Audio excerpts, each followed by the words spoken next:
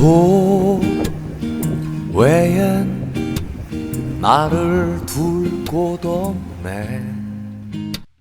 오늘도 이 방송을 보시는 모든 하나님의 권속들에게 성삼위 하나님의 특별하신 위로와 소망이 가득 넘쳐나시길 예수 그리스도의 이름으로 축복합니다. 오늘은 마가복음 2장 1절에서 12절의 말씀으로 은혜를 나누고자 합니다. 마가복음 2장 1절에서 12절의 말씀을 제가 봉독해 올려드립니다. 수일 후에 예수께서 다시 가버나움에 들어가시니 집에 계시다는 소문이 들린지라 많은 사람이 모여서 문 앞까지도 들어설 자리가 없게 되었는데 예수께서 그들에게 도를 말씀하시더니 사람들이 한 중풍병자를 네 사람에게 메워가지고 예수께로 올세 무리들 때문에 예수께 데려갈 수 없으므로 그 계신 곳에 지붕을 뜯어 구멍을 내고 중풍병자가 누운 상을 따라 내리니 예수께서 그들의 믿음을 보시고 중풍병자에게 이르시되 작은 자야 내 죄사함을 받았느니라 하시니 어떤 서기관들이 거기 앉아서 마음에 생각하기를 이 사람이 어찌 이렇게 말하는가 신성모독이로다 오직 하나님 한 분 외에는 누가 능히 죄를 사하겠느냐. 그들의 속으로 이렇게 생각하는 줄을 예수께서 곧 중심에 아시고 이르시되 어찌하여 이것을 마음에 생각하느냐. 중풍병자에게 내 죄사함을 받았느냐 하는 말과 일어나 내 상을 가지고 걸어가라 하는 말 중에서 어느 것이 쉽겠느냐.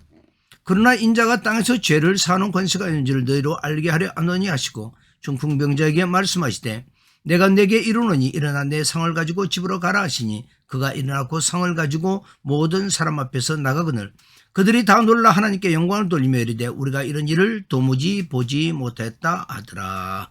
아멘. 자, 오늘의 말씀은 도무지 보지 못한 일이 일어나려면 이란 제목으로 함께 은혜를 나누고자 합니다. 살아가다 보면 꼭 해결해야 할 일이 생기지만 그 해결의 길을 알지 못할 때가 많이 있습니다. 만약 그 일이 이제껏 우리가 겪어보지 못한 절망적인 상태라면 우리는 더욱더 낙심할 수밖에 없을 것입니다. 여기 한 사람이 있습니다. 이 사람의 삶은 평탄한 삶이었고 그는 주위의 친구들에게 신망이 매우 두터운 사람이었습니다. 그런 그에게 어느 날 시련이 닥쳐왔습니다. 중풍병에 걸린 것입니다. 이 중풍병은 어떤 병입니까? 뇌의 한 부분에 출혈이 일어나 생기는 병으로 몸의 한쪽이나 양쪽 모두가 마비되며 말을 하거나 음식을 먹기도 힘들어지는 등 몸을 마음대로 움직이지 못하게 되는 병입니다. 당시도 그렇지만 현 시대도 100% 완치가 힘든 병이 바로 중풍병입니다. 이 사람은 다른 사람 도우심이 없이는 하루하루를 살 수 없는 존재가 되어 낙심하는 가운데 그렇게 살아갔습니다. 그의 친구들도 너무나 안타까운 마음이었으나 어찌할 도리는 없었습니다. 그러던 중 예수님께서 가버나움의 집에 계시다는 소문을 듣고 예수님께 치료를 받고자 중풍병자의 친구들이 중풍병자가 누워있는 침상을 메고 예수께 나와 치료를 받게 됩니다. 사람들은 이구동성으로 이렇게 말합니다. 우리가 이런 일은 도무지 보지 못했다라고 말합니다. 오늘 우리는 이 사건을 통해 우리 인생에 도무지 보지 못한 일이 일어나려면 우리는 어떻게 해야 하는가를 깨닫고 결단하심으로 어려운 힘든 문제가 해결받는 은혜가 임하시기를 간절히 바랍니다. 먼저 도무지 보지 못한 일이 일어나려면 해결의 길이 보이지 않는다고 결코 포기하지 말아야 한다는 것입니다. 본문에 나오는 중풍병자는 병세가 호전되기 쉽지 않은 병입니다. 더군다나 완치가 되는 것은 불가능에 가까운 것입니다. 그러나 이 중풍병자는 갈릴리 나사렛에서 오신 예수께서 각종 병이 든 자들을 고쳐주신다는 소문을 듣게 되어집니다. 중풍병자는 자신의 병듦을 안타까운 마음으로 지켜보는 친구들에게 부탁을 하게 되어집니다. 나를 예수님께 데려다 주시오. 그분은 나를 치료할 수 있음을 나는 믿소. 이 말을 들은 친구들은 그 믿음에 같이 동조하여 중풍병이 든 친구를 침상째 메어 들고 예수께 찾아오게 됩니다. 그러나 예수님께 나아가는 것이 쉽지 않습니다. 이미 많은 사람들이 예수님을 둘러싸고 있었기 때문에 접근조차 할 수 없었습니다. 그들은 아무리 둘러보고도 길이 보이지 않았습니다. 여기 중풍병자가 있으니 좀 양보해 달라고도 했을 것입니다. 그러나 자신들의 문제 해결이 더 크다고 생각하는 사람들이 길을 열어줄 리는 만무했습니다. 여러분, 이럴 때 어찌해야 할까요? 도저히 방법이 없으니 포기해야 합니까? 단념하고 돌아가야 합니까? 성경은 이렇게 말하고 있습니다. 갈라디아서 6장 9절에 우리가 선을 행하되 낙심하지 말지니 포기하지 아니하면 때가 이르매 거두리라 말씀하고 있습니다. 그렇습니다. 선을 행하는 일에 있어서, 이웃을 돕는 일에 대해서, 영혼을 구원하는 일에 대해서 포기하고 낙심하지 말라는 것입니다. 때가 이르매 거두리라고 말씀하고 있기 때문입니다. 그러나 만약 우리가 낙심하고 포기해버리면 아무것도 이룰 수 없습니다. 하나님의 말씀이, 하나님의 능력이, 하나님의 기적이, 하나님의 은혜가 내 삶에 역사하시는 그 현장을 우리는 체험할 수 없게 되어지는 것입니다. 그러므로 우리는 단념하거나 포기하는 대신에 무엇을 해야 합니까? 그렇습니다. 하나님께 지혜를 구해야 합니다. 우리의 영안을 열어주셔서 우리가 미처 보지 못하고 있는 그 길을 볼 수 있게 해달라고 구하면서 찾아 나서야 될 것입니다. 그렇습니다. 오늘 본문에 소개된 중풍병자의 친구처럼 해야 된다는 것입니다. 구약성경 출애굽기 15장 22절 이하에 보면 홍해를 건넌 이스라엘 백성들이 수르강에 들어가 사흘 길을 걸었으나 물을 얻지 못하다가 물을 만나게 되어집니다. 그런데 그 물이 너무 써서 먹지 못하게 되나 다른 방법이 없었습니다. 오직 하나님께 모세가 부르짖습니다. 하나님께서 응답하시기를 한 나무를 가리키시니 그가 물에 던지니 물이 달아져서 먹을 수 있게 되어졌다고 성경은 기록하고 있습니다. 사랑하는 여러분, 우리가 인생을 살아가다 보면 사실 이런 일은 부지기수로 우리에게 일어나게 됩니다. 현대인들은 대체적으로 무엇인가를 시작도 잘하고 포기도 잘합니다. 금방 무슨 효과나 성과가 나타나지 않으면 금방 다른 길로 가려고 하는 것입니다. 그러나 이 방송을 들으시는 모든 분들은 여러분들이 행하는 일이 주를 위하는 일이라든지 선한 일이라면 그 일이 잘 안 풀린다고 쉽게 포기하거나 낙심하지 마시고, 성경 말씀에 야고보서 1장 5절에 이렇게 말합니다. 너희 중에 누구든지 지혜가 부족하거든 모든 사람에게 후히 주시고 꾸짖지 아니하시는 하나님께 구하라. 그리하면 주시리라. 이렇게 말씀하고 있는 것처럼 하나님께 그 길을 구해야 하시기를 바랍니다. 여러분의 삶에 도무지 보지 못한 일을 경험하게 되실 것입니다. 신앙이 신실한 한 복제수 직원이 있었습니다. 그는 40대 초반에 회사에서 청천벽력 같은 해고 통보를 받았습니다. 당시 극심한 불황으로 더 이상 버틸 힘이 없게 된 회사 측에서 감량 경영을 선언한 것입니다. 전혀 생각지도 못한 상황이었죠. 갑자기 실직자가 된 이 중년 남성은 살아갈 길이 막막하게 됩니다. 그래서 하나님께 간절히 기도합니다. 하나님, 부지불식간에 이렇게 직장을 잃게 되었는데 이 해고에 담긴 진정한 의미가 무엇입니까?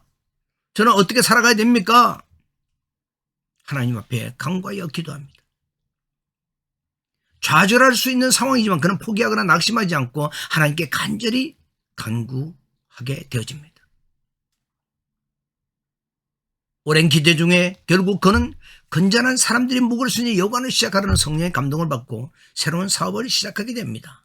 이 사람이 바로 장차 세계적인 사업망을 거느리는 호텔 홀리데이인을 창립한 캐먼스 윌슨입니다.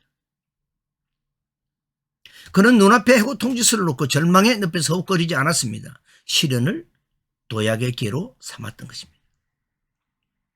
만약 캐먼스 윌슨에게 해고 통보가 날아들지 않았다면 그는 목재수를 벗어나지 못했을 것입니다. 본문의 중풍병자도 그에게 중풍병이라는 불치의 병이 찾아왔을 때 낙심하거나 포기하지 않고 생명의 주가 되시는 예수 그리스도를 찾아왔다는 것입니다. 이 중풍병자의 친구들도 예수님께 나오는 길이 보이지 않는다고 포기하지 않았을 때 그 길이 열려졌던 것입니다. 길이 보이지 않는다고 포기하지 마시기를 바랍니다. 낙심하지 않기를 바랍니다. 포기하지 않는 이상 이런 사람들이 바로 도무지 보지 못한 일이 일어나는 은혜를 체험하게 될 것입니다. 두 번째는 도무지 보지 못한 일이 일어나려면 생각의 전환이 필요합니다. 사절을 우리가 보시면 중풍병자를 친구들이 침상째 메고 예수님께 왔는데 더 이상은 들어갈 수가 없습니다. 여기까지 힘들게 왔는데 길이 막혀버린 것입니다.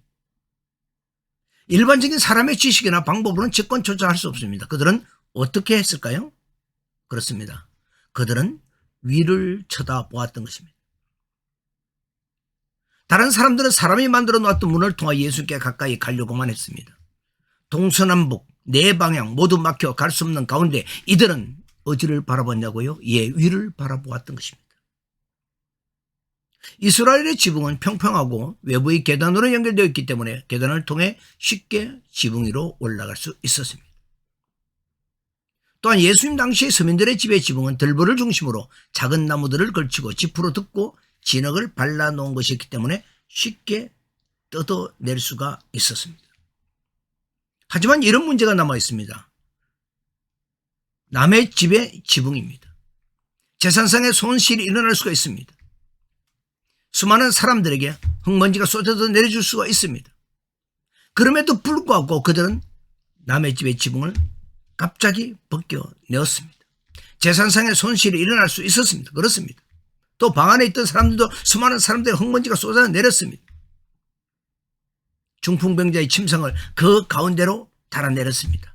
대단한 용기가 필요했습니다. 이 방법은 아무도 생각하지 못했던 방법입니다. 생각의 전환이라고 할 수 있는 것입니다. 여러분, 이런 생각의 전환은 아무나 할 수 있는 것이 아닙니다. 동서남북 사방이 막혔다고 할 때 위를 바라볼 수 있는, 하나님을 바라볼 수 있는 그런 사람만이 이런 생각을 할 수 있다는 것을 여러분 믿으시기를 바랍니다. 지붕을 뜯고 들어가면 된다고 누가 생각할 수 있겠습니까? 그러나 그들은 끝까지 포기하지 않고 위에 계신 하나님을 바라보았기 때문에 그 방법을 생각해낼 수 있었던 것입니다. 그렇습니다. 우리도 마찬가지입니다. 아무런 방법에는 길이 없다고 생각되어졌을 때 위를 바라보십시오. 하나님께서 지혜를 주십니다. 아직 한 곳이 남아 있습니다. 바로 지붕을 뚫고 내려가는 길이 남아 있었던 것입니다. 마찬가지로 우리도 길이 막혔다고 탄식만 할 것이 아니라 이제라도 위를 올려보기 시작해야 하며 길이 안 보인다고 불평만 할 게 아니라 이제라도 지붕 위로 올라가는 생각의 전환을 해야 된다는 것입니다. 4절 하반절에 보면 그 계신 곳에 지붕을 뜯어 구멍을 내고 중풍병자가 누운 상을 달아내와 같이 올라가서 막혔으면 뚫으면 되고 들어가지 못하면 줄에 달아내리면 되는 것입니다. 이럴 때 우리는 무엇을 깨달을 수가 있습니까? 그렇습니다. 생각의 전환이 필요하다는 것이죠. 소위 역발상이라고 합니다. 즉 뒤집어 생각해 볼 필요도 있다는 것입니다. 이전에 내가 살아오면서 가졌던 모든 생각들, 상황들을 새롭게 다시 한번 뒤집어보고 조합해보고 맞춰보고 다양한 측면과 다양한 국면들을 방식으로 한번 맞춰보고 가끔씩은 또한 정반대의 상황도 생각해보고 새로운 관점들을 바라볼 필요가 있다는 것입니다. 여러분, 이렇게 할 수 있는, 이런 생각을 할 수 있다는 것은 반드시 길이 있다고 믿기 때문에 이렇게 할 수 있는 것입니다. 생각을 달리하면 상황도 달라집니다. 예를 들자면 이런 것입니다. 사방이 막혔다고 생각하면 도무지 출구를 찾을 수가 없습니다. 그러나 막다른 골목이 아니라 반드시 길이 있다고 생각하면 생각지도 못한 데서 길을 만나게 될 것입니다. 아무도 바라보지 않는 위를 바라보시기를 바랍니다. 생각을 바꿔보시기를 바랍니다. 마지막으로는 도무지 보지 못한 일이 일어나려면 굳센 믿음을 가져야 합니다. 5절을 참고해 주시면 되겠습니다. 결국 이 사람들은 중풍병자를 예수님 앞으로 데려갈 수 있었습니다. 어떻게 그럴 수 있었습니까? 앞서 살펴본 바와 같이 첫째는 포기하지 않았기 때문이요. 둘째는 위를 바라보았기 때문이며 셋째는 굳센 믿음을 가졌기 때문입니다. 자, 그렇다면 이들이 가진 믿음은 어떤 믿음이었습니까? 그렇습니다. 예수님께 가면 반드시 고침받을 수가 있고 또 분명히 해결받을 수 있다는 믿음입니다. 이런 믿음이 있었기에 그들은 어떤 불편이나 수고도 또 손해도 힘듦도 감수할 수 있었던 것입니다. 우리의 경우는 어떻습니까? 우리에게도 이 같은 믿음이 있습니까? 사실 이 같은 믿음이 있을 때 비로소 우리는 끝까지 포기하지 않을 수가 있고 또 주님을 계속 바라볼 수가 있고 끝까지 완주할 수 있다는 것입니다. 어째서입니까? 믿음이라고 하는 것은 영적 나침판과도 같기 때문입니다. 나침판의 자석침이 항상 북쪽을 가리키는 것처럼 우리의 시선을 항상 위로 향하게 하고 또 예수만 바라보게 함으로써 끝까지 포기하지 않도록 도와주는 것입니다. 히브리서 12장 2절에 보면 믿음의 주여 온전케 하시는 예수를 바라보자. 그는 그 앞에 있는 기쁨을 위하여 십자가를 참으사 부끄러움을 개의치 아니하시더니 하나님 보좌 우편에 앉으셨느니라 말씀하십니다. 그러므로 길이 보이지 않을수록 우리는 어찌해야 합니까? 사방이 막힌 것 같아도 어찌해야 합니까? 끝까지 굳센 믿음을 잃지 않아야 한다는 것입니다. 그렇습니다. 영적 나침판과도 같은 믿음을 꼭 부여잡고 문이 열리고 길이 보일 때까지 계속하여 구하고 찾고 두드려야 할 것입니다. 결국 중풍병이라는 불치의 병에 걸렸던 이 환자는 그와 친구들의 믿음을 인정하신 예수님으로 인해서 고침을 받았습니다. 육신의 병뿐만이 아닙니다. 죄사함의 은혜까지 덧입게 되어진 것입니다. 할렐루야. 4명의 중풍병자 친구들은 단순히 믿음을 소유한 것에 그치지 않았습니다. 아주 능동적으로 그들의 믿음을 주님께 보여드린 것입니다. 그들의 지붕을 뜯은 것은 결코 비난받을 일이 아니라는 것을 우리는 알아야 합니다. 왜냐하면 그 목적이 믿음에 의한 선한 일이고 영혼 구원에 있기 때문입니다. 생명을 위해서라면, 영혼을 위해서라면 지붕이 아니라 그보다 더한 것도 무너뜨려야 하는 것입니다. 우리의 믿음이 그러해야 하는 것입니다. 영혼을 구원하는 일에 우리는 하나가 되어야 합니다. 중풍병자 친구들이 하나가 되어 난관과 역경을 이겨내고 주님께로 나와 고침받고 제산받은 것처럼 우리도 그렇게 해야 될 것입니다. 우리 주위에 스스로는 주님 앞에 나오지 못하는 형제들이 있습니까? 침상을 둘러매는 희생이 있더라도 지붕을 뜯어야만 하는 손해가 있더라도 그들을 주님께로 인도할 때 도무지 보지 못한 큰 이적을 경험하게 되실 것입니다. 결론입니다. 우리의 삶의 절망적인 상황에 놓여졌을 때 그 절망을 한 번도 보지 못한 기적의 순간으로 맞이하려면 해결의 길이 보이지 않는다고 포기하지 말아야 합니다. 주님을 바라보며 생각의 전환이 있어야 합니다. 주님을 향한 굳센 믿음이 있어야 합니다. 이 방송을 들으시는 모든 분들의 모든 말씀을 이루시기를 예수 그리스도의 이름으로 축복합니다.